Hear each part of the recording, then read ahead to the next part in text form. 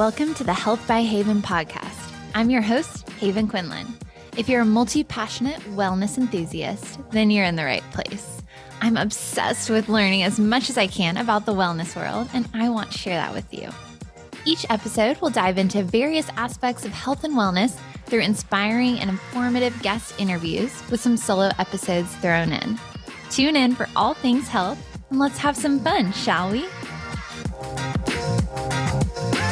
Welcome back to another episode of the Health by Haven podcast. Today, we are chatting all things holistic health with Drea, who is the owner of Soul Vibration Wellness.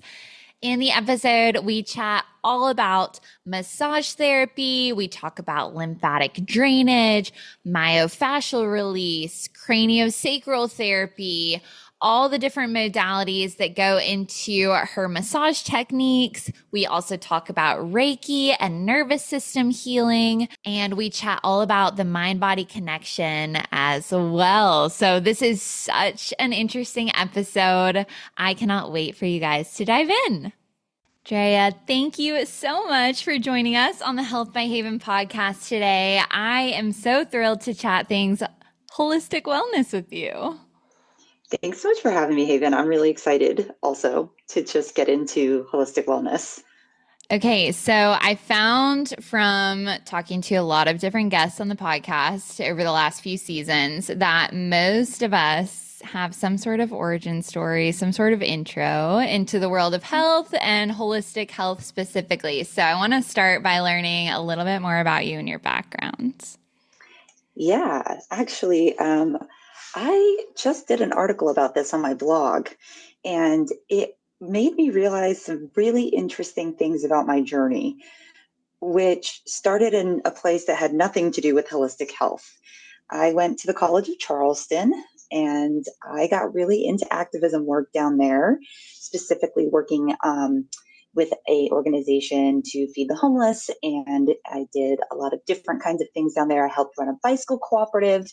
And I just realized these things were an act of caring for me. And I didn't see it that way at the time. But now I look back and I'm like, oh, I think that's actually where my interest in caring for people and health and wellness started, because my goal always was creating healthy food for people. And, sometimes they didn't like the healthy food I brought on Sunday afternoons for them, but it's where conversations started happening and where I started learning to relate to people and meeting them where they're at, which is so important in this field that I work in. Because now I'm currently a massage therapist and a yoga teacher. I'm a Reiki practitioner and I teach Reiki. And I'm just all in at this point. But yeah, so I started in that realm. And then I ended up leaving South Carolina for a while. And I moved to Vermont and I worked on organic farms. I also worked on organic farms in Europe. And I learned a ton. Yeah, Europe is the mecca for holistic health. And it's been a mecca for decades. I lived over there in 2008 and worked for almost a year. Where did you live? I lived in Spain mostly. I also lived in Belgium for a little bit. All right. And it was incredible. I was a volunteer for organic farms with an organization called WWOOFing, Worldwide Opportunities on Organic Farms. So had incredible experiences, learned a lot, got out of my bubble because I had lived in the South my whole life. Yeah. And gosh, I got just woken with all this stuff about food systems and how it affects the health of our bodies and the environment, and just all the different ways in which people there were way ahead of me in terms of thinking about holistic wellness. And I just got kind of blown away living there. And so when I came back to the South, I actually helped start a nonprofit to help feed people in food deserts, teach children how to garden and grow their own food.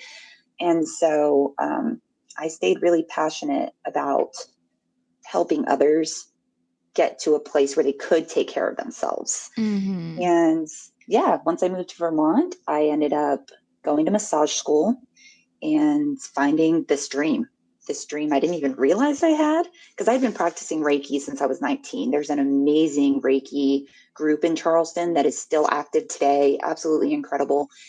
And I just thought, what would go good with Reiki? And I was like, well, massage, because I can't keep farming. It was just backbreaking work. And people Yeah. now are always like, isn't massage really hard on you? I'm like, not as hard as farming. So as I went to massage school, it was a rabbit hole that Yeah. I joyfully jumped down. I So love it. That was kind of like your yeah, intro after the yes, farming.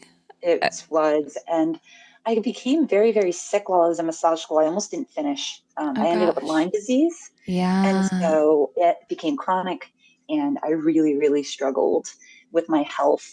Luckily, I have an amazing best friend, and she helped me through it. But it was a really hard time. And it gave me a pathway, though, in order to work with people that I work with now a lot, which is people with chronic pain and illness, Mm. because I can relate. I've Yeah. lived that experience, and I'm much healthier, thank goodness, today. And I have a wonderful quality of life now. But it was 7 years of grueling, painful Mm. learning, a path of learning inside of my own body. But it's just the compassion that I have now for the experience of folks dealing with chronic inflammation, different autoimmune conditions, just really difficult issues that only about 3 to 5% of therapists even want to work with these people. But they're like my passion project. So Yes. Okay. Well, it sounds like you almost had like three different channels into the wellness world. You had the organic farming experience, you had the massage school experience, but then really to me, it sounds like this, like your experience with Lyme really is what is like still fueling your fire to have the empathy to help people who are dealing with chronic pain or chronic conditions. Because I think for so many people, we are dealing with something that we're trying to get to the root of. For me, it was IBS. Like, what is causing this? It's debilitating every single day. It's affecting my life. It's affecting going out and seeing people and how I feel when I am out and things like that. And so I think that's like almost a superpower is that you can now like connect to those people on a deeper level and help them like see the other side of things. So for people who maybe like are blessed to not know what Lyme is, can you give like a quick little spiel and then like how you work with clients now who are dealing with different chronic conditions? absolutely. So Lyme disease is one of many tick-borne illnesses. And while I was living in New England, it is endemic up there. There, almost everybody knows somebody with Lyme disease. It causes a lot of scary issues if not caught early. Now, if caught early, we have great antibiotics that can take care of it for the most part. Unfortunately, mine did not get diagnosed in time, and my body really struggled.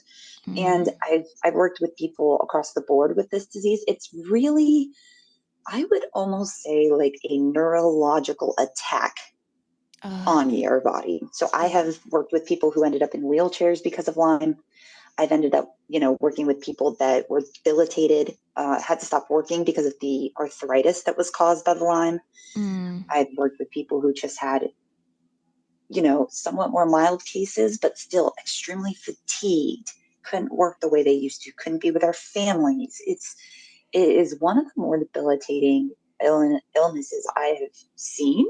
And I mean, it's not just an issue in New England. We do have it here in the South, especially in the Carolina mountains, like in North Carolina, Western North Carolina, Tennessee, Virginia's actually got quite bad Lyme issues. So, yeah, I'm very passionate about that. I see less people here in Greenville, where I'm living now, here in South Carolina, with Lyme, but there's lots of other kinds of issues. I work with people with autoimmune conditions. I've worked with MS. I've worked with people with mast cell activation. I've worked with various kinds of autoimmune arthritis issues, RA, rheumatoid arthritis, psoriatic arthritis, osteoarthritis. So those are just to name a few. And really what I do specifically is I specialize in forms of, really, there are bodywork modalities.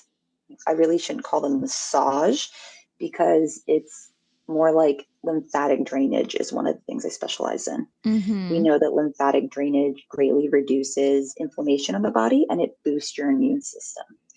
So I also specialize in craniosacral therapy, which is amazing for people who are struggling with like traumatic brain injury or migraines. So these things that are really quite debilitating for people. Okay, I want to like dive a little bit deeper into all of those because for weekly listeners of the podcast, we've had a little bit of lymphatic drainage talk through a couple of different guest episodes, but that's something that I feel like in the last like year or two, I've been learning more about. I've been hearing more about it, but I think it can be so beneficial to learn about. So if somebody, this is their first episode, like, can you tell people a little bit more about what it is and like how you're working with people to decrease that inflammation and to help them feel better? Yeah, of course. So lymphatic drainage is a modality that I do to help people's lymph system properly drain. Your lymphatic system basically lines up kind of with your cardiovascular system. It's sometimes called the second cardiovascular system without a pump.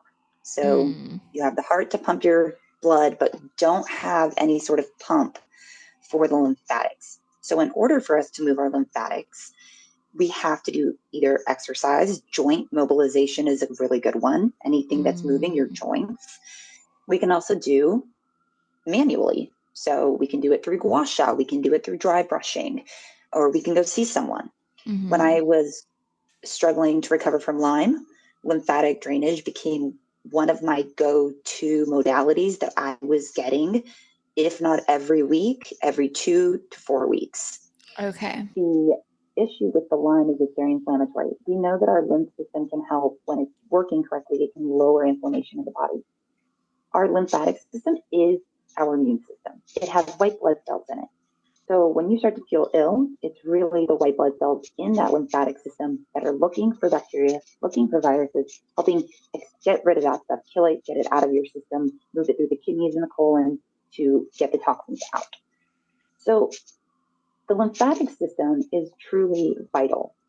And when it's not working, we see incredible backup in every area of the body because lymph is in every area. It's in your brain. It's in all of your organs. Actually, about 60% of your lymphatics is in your abdominal cavity. And so it's essential. And what it really helps do is it's helping to absorb all this fluid that we leak every day from our cardiovascular system. People don't realize it, but we're very leaky people. Like internally, we're just leaking fluid, and that lymphatic system, the capillaries of the lymphatic system are absorbing that fluid from the interstitial tissue, and then it's cleaning it up and sending it back to the heart or either to the kidneys and colon to get rid of toxins. I'm actually very grateful. It seems like TikTok is one of the reasons so many people know about lymphatics right now. I keep asking people, new clients who come to see me, I'm like, how did you even find out about lymphatics? They're like, TikTok. I'm like, great. Love that. We love when this holistic health stuff is becoming more like mainstream, like readily available to people. That's the goal. And I want to see this trend that's happening stick. Like, I want it to stick. I don't want to see this like happen for a year and then people are like, oh, whatever, on to the next trend. This one, I hope people will maintain and stay interested in because it's so helpful for preventative health as well. Which is so important because we don't want to wait until we're sick to start taking care of ourselves. We want to prevent feeling bad in the first place. Right. And I think with Western medicine is important. I'm glad we have it, but they work in acute medicine. They don't work in preventative medicine. And I'm seeing this sort of wake up happening. It's really fascinating, actually, that people are just like, I don't want to go see my doctor because I don't want more pills. I want to prevent the issues so I don't have to have them, or I want to work on the root cause of the issue. But what's challenging is we don't have a history of preventative medicine in our country. So things like Ayurveda or Chinese medicine, they have thousands of years where they've been working preventatively. So to see the best thing I think would be like a blend. If we could get Eastern modalities blended with Western modalities, so we have something for acute issues and we have something for preventative, best of both worlds. So Totally agree there. yeah, so hopeful that people kind of can't waking up to this fact and hopefully being able to do the work, because it's kind of hard. Preventative health, you have to change a lot about your daily life. Leaning into that a little bit and daily practices and how we can help our lymph system. You mentioned gua sha and dry brushing. So, for people who are wanting to do this at home, is there a specific method, technique, order of things to most effectively move that lymph through their system? Yes, there's actually with lymphatics a very specific way that we drain.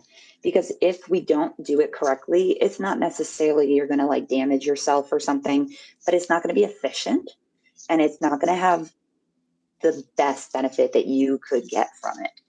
So I actually have a course that I started because I got this question so much from clients called the Mm. Inflammatory course. And it has videos in there on how to correctly dry brush because I went on YouTube. I was like, I'm going to do the lazy way. I'm going to get on YouTube. I'm going to try to find some videos to send to my clients. I found nothing that was Mm. correct. People were doing it wrong, out of order. You need to move from furthest from the heart to closest to the heart. You need to do things a certain repetition.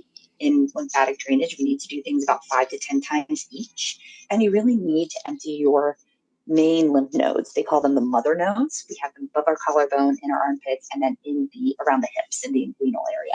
So if you don't empty these, you're just kind of pushing fluid into an area that can't necessarily drain it. Mm. So again, not like you're going to totally hurt yourself watching these videos, but they kind of made me upset because I was just like, this is the problem sometimes with a trend. People jump on a trend Yeah. and they're not actually trained to show you how to do this correctly. Hmm. Similar with gua sha. I see a lot of videos where I'm like, ooh, that's not going to hurt you, but it's not going to help you either. You're just wasting your time. And I Mm. hate that because time is something we can't get back. Yeah, of course. Okay, what about you talked about myofascial release as well and working with clients, in massages and maybe using that technique. Can you tell people if they're like, what the heck is that? Like what it is? Yeah. Yeah. Myofascial is pretty cool. It's a type of body work that we're working with the connective tissue. That's what the fascia is. And it's really interesting. More and more research is coming out about fascia that's been going on. And they think we may actually hold our traumas in our fascia, where they Mm. talk about how your body remembers things or you get patterns in the body. Potentially that's because of fascia, Mm. which I found fascinating. So with myofascial work, what we're doing is we are moving the skin a specific way so that we can start to loosen up the fascia. Under a microscope, the fascia is absolutely beautiful. It looks like this lovely spider web covered in morning dew. And it's Mm. just like, wow, you look at it and if I didn't tell you it was fascia, that's what you would think it was. And Yeah. I love the mimicry of nature instead of our bodies. That just, I think it's Hmm. beautiful. So, but it should be like these very long, lovely strands that are separate and their own individual strands. But then they start to get dehydrated, they start to get stuck together. And the myofascial work gently pulls those apart. It's more Okay. through like skin stretching Okay. and moving tissue so that it's not so much, I'm not working so much on muscle. I'm working much more so on like that connective tissue. And we have multiple layers of fascia. So we have superficial fascia, we have deep fascia. So I'm more of a light touch kind of Hmm. practitioner. I love these lighter modalities. As a yoga teacher, I'm also usually teaching these more like gentle relaxation styles, like restorative and yoga nidra. I just think like if we can teach our bodies how to gently release, we're better off because what we teach our body is what it learns.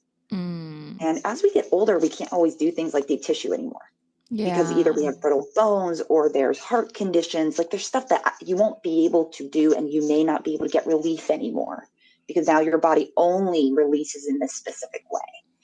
So I'm trying to get more people to understand that like lighter touch can be just as beneficial, especially in the long term. Okay. So if someone is like having muscle soreness or pain and they're coming to you for massage, like is that soreness held in their fascia, or is that specifically in their muscles and like just the emotional releases in the fascia? So it's both. Like we're holding emotions in the fascia, but we also are holding, like, soreness can happen because of fascia or in the fascia, in the muscles. Anything that's innervated by the nervous system can feel soreness or pain. And Mm-hmm. both, and I mean, the fascia helps with this neurological pathway that we Okay. need in order for the muscles to communicate with the brain. And a fascinating thing that we know about pain now is that it's all in your brain, really. Your brain is Yeah. the one telling you whether or not you feel pain. And there's little tricks that we now know that we can do as manual therapists to not trick your brain out of pain. And it doesn't have to be painful for you, and it can actually be fairly gentle. And it's more about creating a different stimulus so the brain can kind of switch and turn Mm. down the volume of the pain.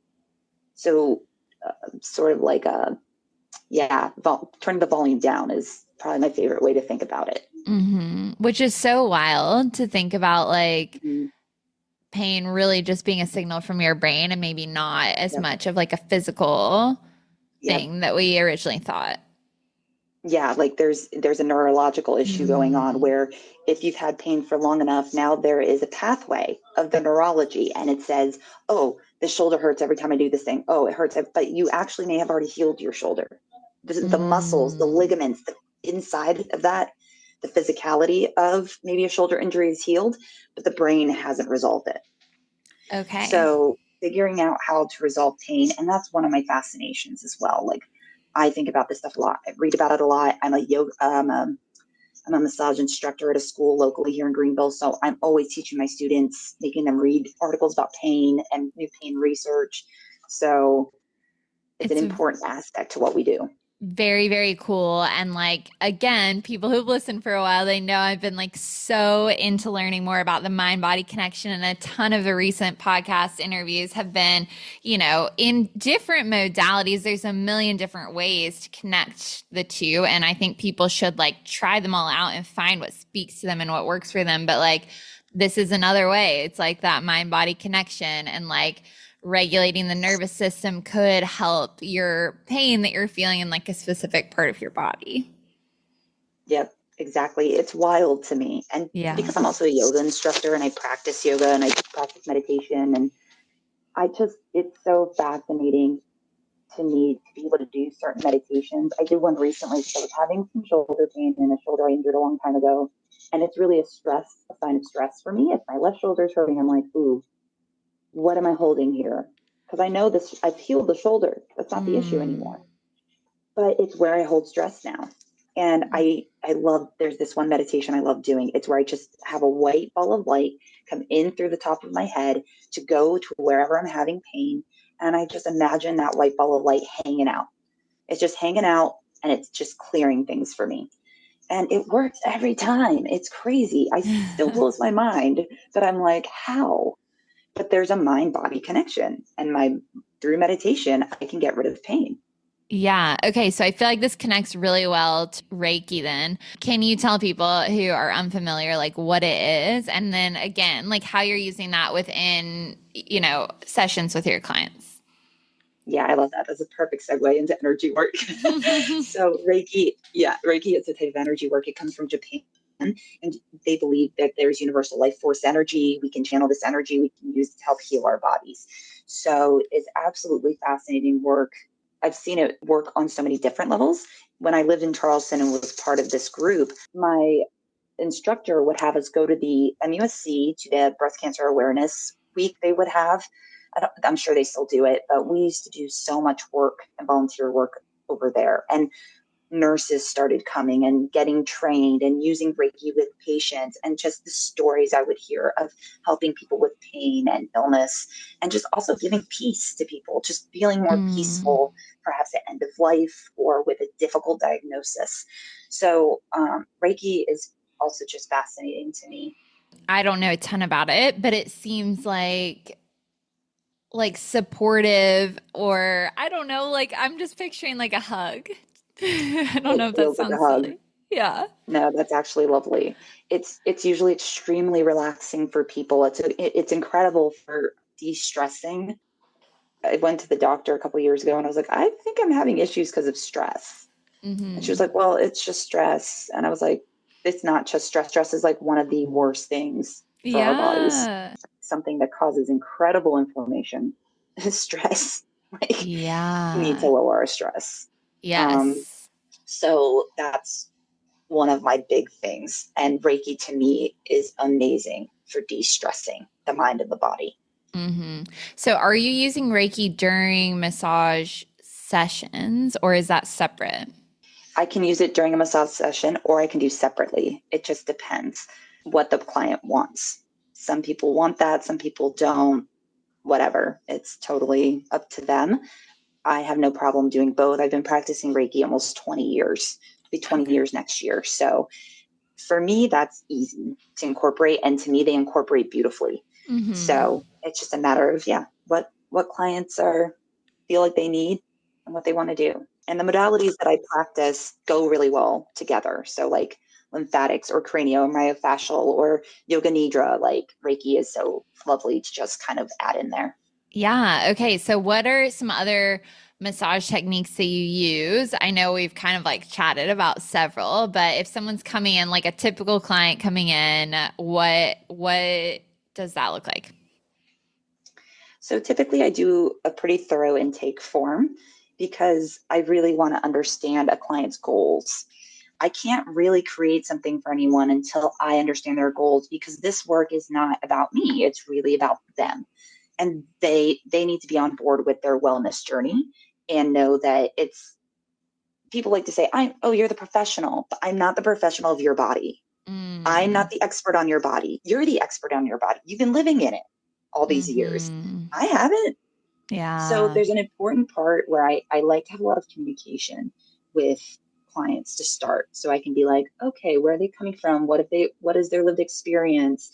So to me, that part's vital. And once I've done that, then I create a treatment plan for them.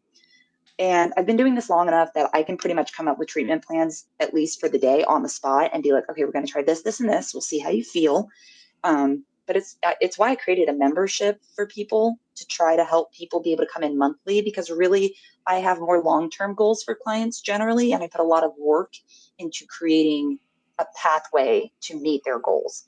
But you didn't come to me for this pain or issue because it happened overnight.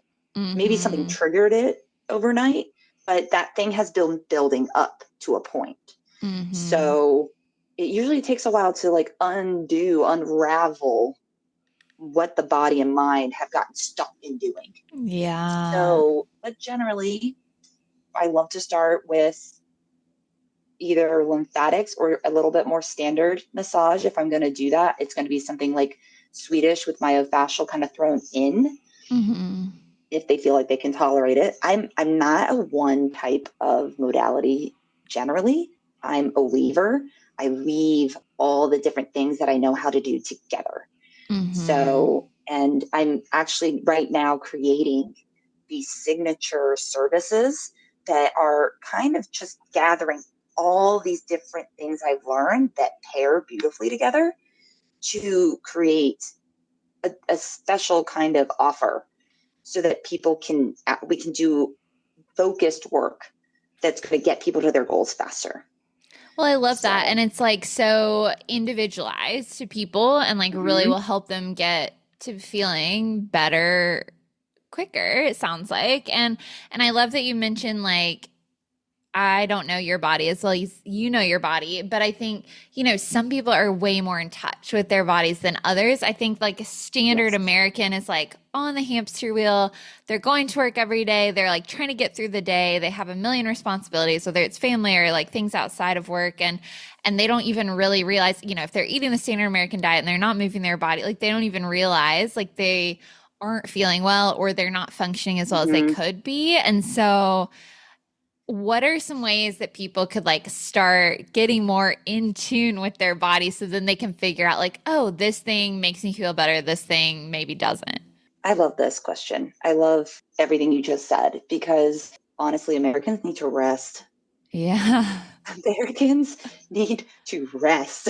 Like this busyness, this expectation of themselves, this sort of like drive that honestly, I think a lot of it's capitalism being like, Mm. you have to do this, you have to hustle, you have to grind. And I just don't think that's true. I don't believe it anymore. But I was that person for a long time and I burned out. And Mm. I didn't even realize I was burned out. I had to read a book and then I was like, oops, check, check, check. I'm like, oh no, I wanted to help people with burnout, but I have it. So rest, I think, honestly, to start with, true rest. I'm not talking like being on your phone and on the couch. Yes.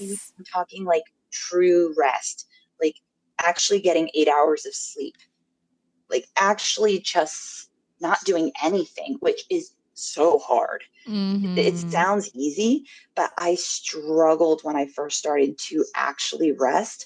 I would just get so bored. Yeah. And I'd be like, no, I need to actually be bored.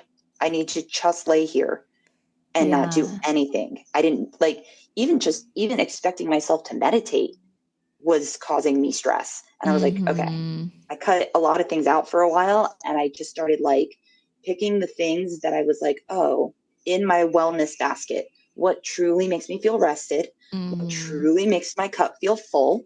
Because working the job I do, I'm constantly helping other people and I have to fill that cup. And Yeah. that's true for a lot of us. So, yeah, resting, learning to just be, not that Yeah. you have to be doing anything to be worthwhile or to I don't know, have some sense of personhood almost. It's like people Mm-hmm. identify with their job, identify with being a certain role, like a mother or a sister or a father or this or that. But just that you deserve to just be. And that's perfect. And that you're wonderful just that way. You just gave so many people permission because, like, really, when it comes down to it, you're right. It's simple. It's so simple. Like, just chill out a little bit. So you Yeah. like actually have the headspace to connect with Yeah. yourself and how you feel. It's not easy, especially when we Yes. have a bunch of responsibilities and things going Yes. on. But when you boil it down, it is simple. And I think your thing about not just sitting on the couch and scrolling when you're like, quote, resting is huge. That is something so simple that people can do. I like feel so drained if I catch myself. I've been scrolling like mindlessly for who knows how long. So in the evenings when I'm winding down, I do my best to put my phone on the kitchen counter, like out of reach, because then I don't find myself like, oh, I've been sitting here like thinking I've been watching this show or whatever. I have no clue what's been going on. I've just been staring at this tiny little box in my hand. Like that is just one Yep. way people can start. That is just like a simple thing you can do, even if it's like 20 minutes to like chill your mind out a little bit. Yeah.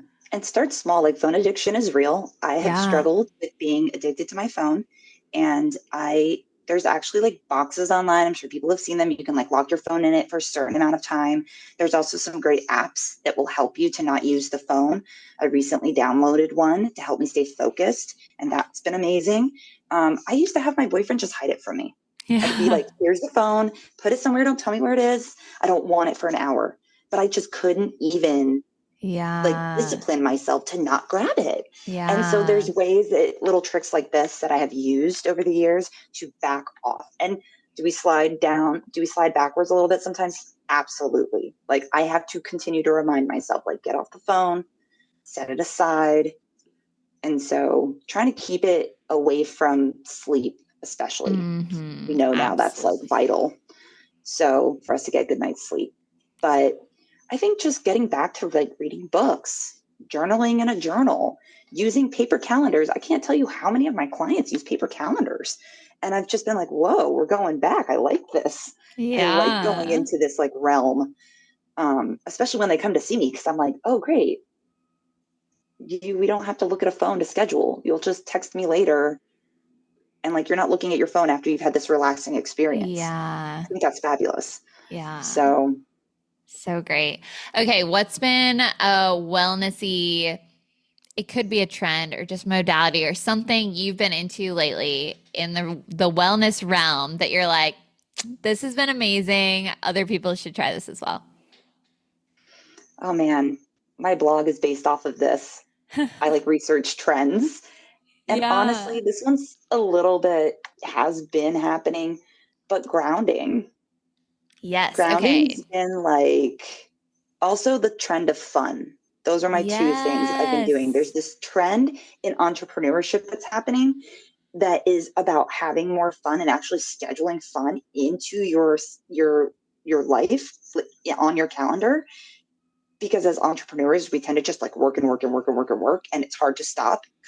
I love my job. It's easy for me to overwork and not even realize it. Yeah. So at least once every week, I do something that brings me joy that has nothing to do with work. Love it. And then grounding. I mean, grounding, I did a bunch of research. I did a podcast episode about does grounding actually work? And yes, Tell the tell answer people who don't know what that yes. is. Tell us Okay, more. yeah. So grounding is basically when you are touching the earth with Mm-hmm. bare feet or bare skin so that your nervous system can actually sort of reset almost. It's like it helps you go more into a parasympathetic state rather than a Mm. sympathetic. Sympathetic is the side of our nervous system that's like fight or flight or freeze, whereas our parasympathetic is where we heal. It's where we digest. It's where we sleep. So grounding helps put you in that more relaxed nervous system state.